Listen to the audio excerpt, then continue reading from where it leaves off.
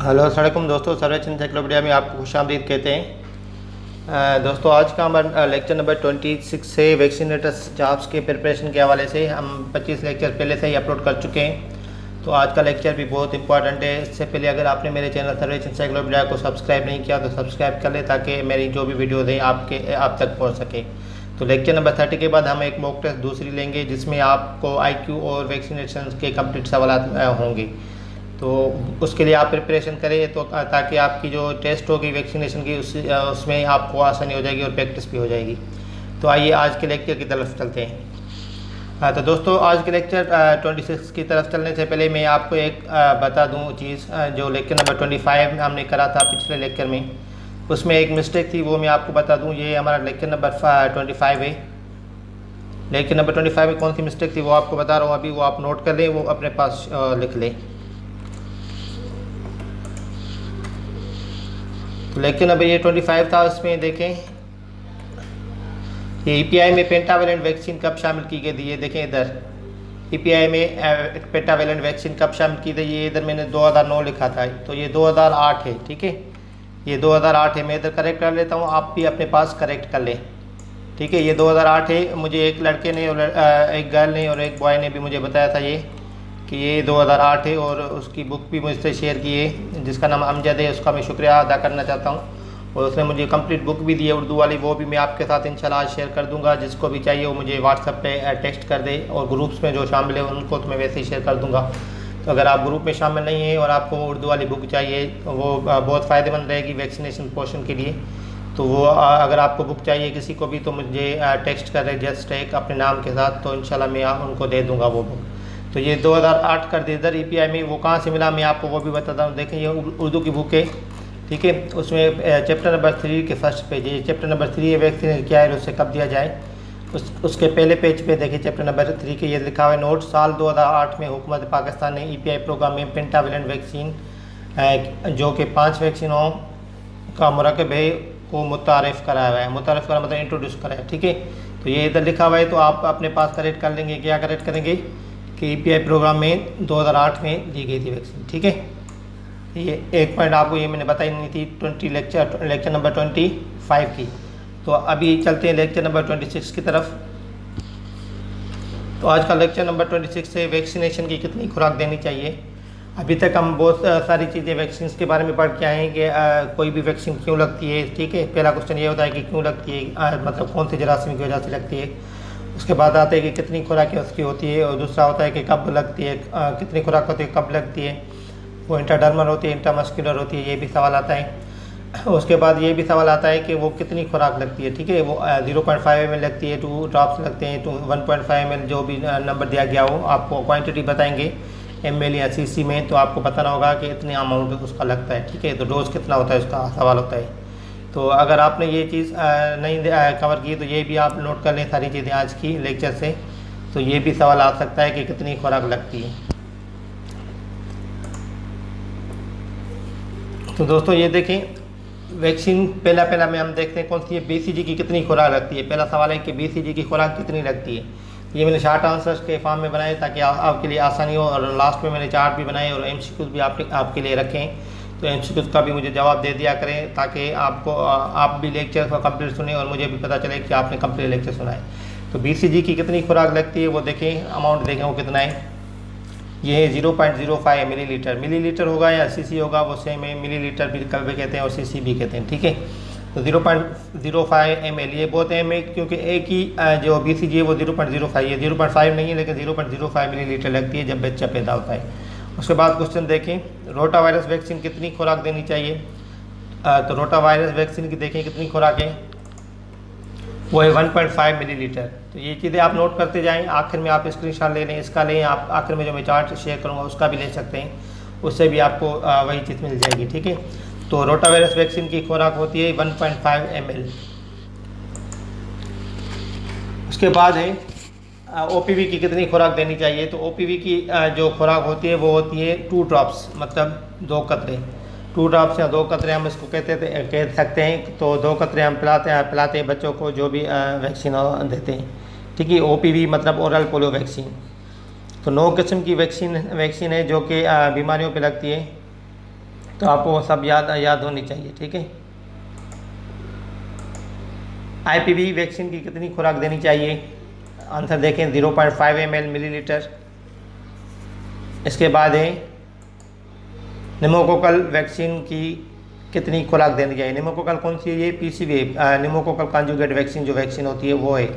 तो वो किसके लिए लगती थी वो भी आपके लिए मैंने लेक्चर बनाया था। ये सारे लेक्चर्स हम कवर करके आए। अभी हम देख रहे हैं कि कितनी खुराक लगनी चाहिए। इसके बाद हम अगले लेक्चर में देखेंगे कहाँ पे लगनी चाहिए, कौन से बॉडी पार्ट में लगती है वो चीज़, जो भी वैक्सीन होती है कौन से बॉडी पार्ट में लगती है, अगले लेक्चर में हम कवर करेंगे।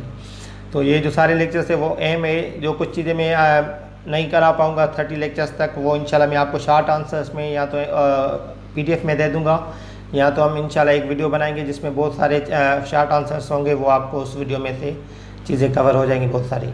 तो कुछ चीज़ें मैं शायद नहीं कवर करा पाऊँ क्योंकि बुक तो 146 पेजेस का है और सारी चीज़ें हम लेक्चर्स में कवर नहीं कर सकते। तो आपको वो बुक भी पढ़नी चाहिए डेली। जितने आप पेजेस पढ़ सकते हैं, जो आपको मेन पॉइंट लगते हैं उसको आप हाईलाइट कर दें अपने पास, और हाईलाइट करने के बाद वो आप याद करने की कोशिश करा करें डेली बेसिस पे। 10 या 15 पॉइंट्स आप डेली याद करें और अपने पास मतलब ध्यान में रख लें, क्योंकि जब टेस्ट करीब होता है तो आप ज़्यादा तैयारी नहीं कर पाते और बहुत सारी चीज़ें हो जाती हैं। जनरल नॉलेज होती है, साइंस होती है, इंग्लिश होती है, वैक्सीनेशन का सब्जेक्ट है, IQ का सब्जेक्ट है। तो बहुत सारी चीज़ें एक साथ जब हो जाती है तो आपको कवर करने में मुश्किल होगी।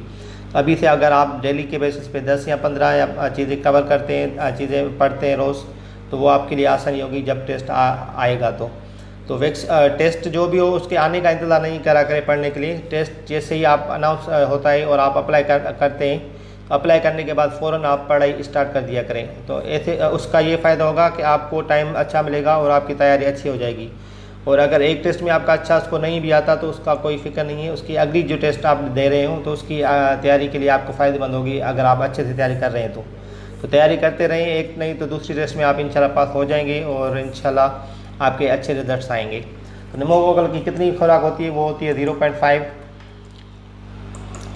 पेंटावेलेंट वैक्सीन की कितनी खुराक होती है? पेंटावेलेंट की भी 0.5 ही होती है, ठीक है। ये सवालात, ये एम है, ये सवालात आते रहते हैं, ठीक है, कि कितनी खुराक देनी चाहिए या डोज कितना देना चाहिए, कितना डोज देना चाहिए ये भी सवाल आता है, और कितनी खुराक देनी चाहिए वो भी आ सकता है सवाल सेम है। इसके बाद है मीजल्स खसरा की वैक्सीन कितनी खुराक देनी चाहिए? 0.5 ml सेम।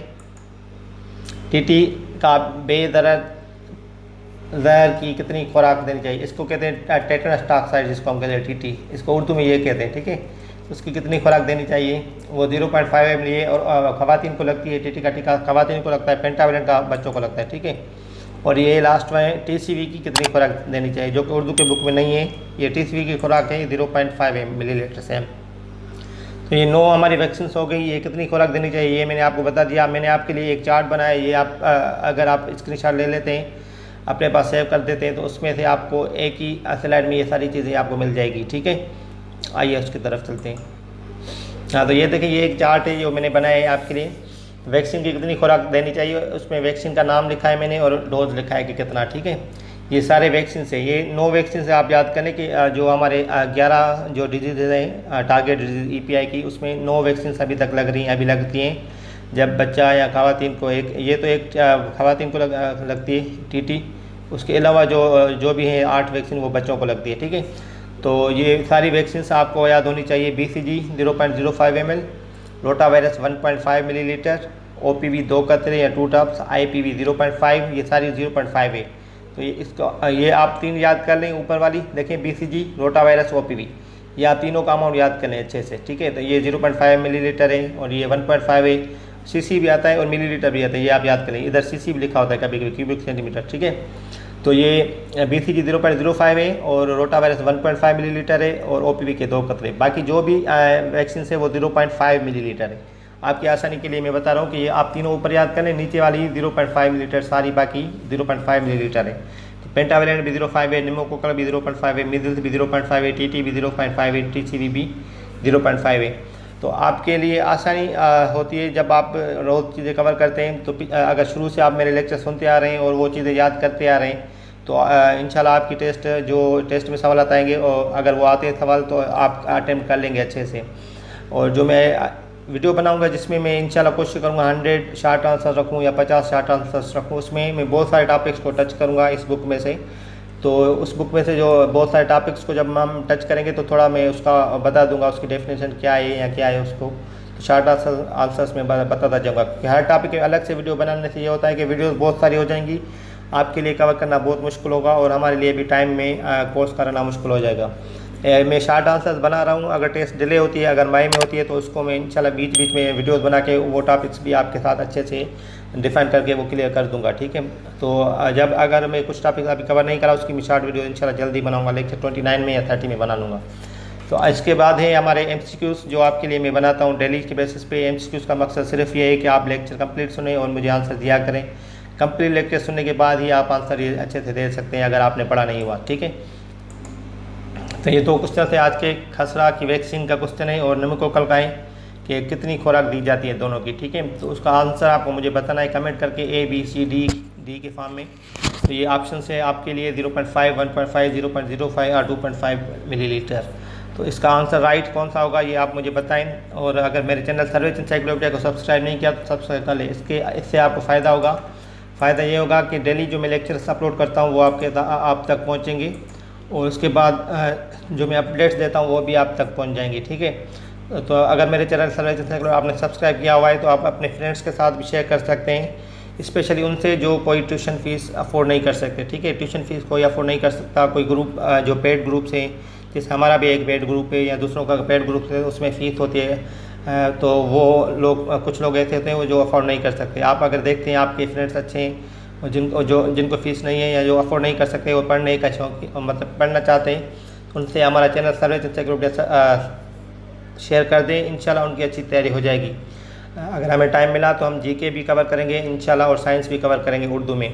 तो इंशाल्लाह एक ही हमारे चैनल से उनकी तैयारी अच्छी हो जाएगी। मार्च में अगर टेस्ट नहीं होता तो मैं इंशाल्लाह कोशिश करूँगा कि सारे जो भी सब्जेक्ट्स आते हैं वैक्सीनेशन के टेस्ट में तो मैं कवर करा सकूँ। आप अपना ख्याल रखें, मेरे चैनल सर्वेज एनसाइक्लोपीडिया को सब्सक्राइब करें, तैयारी अच्छे से करें, अपने बड़ों का ख्याल रखें। शुक्रिया, अल्लाह हाफिज़।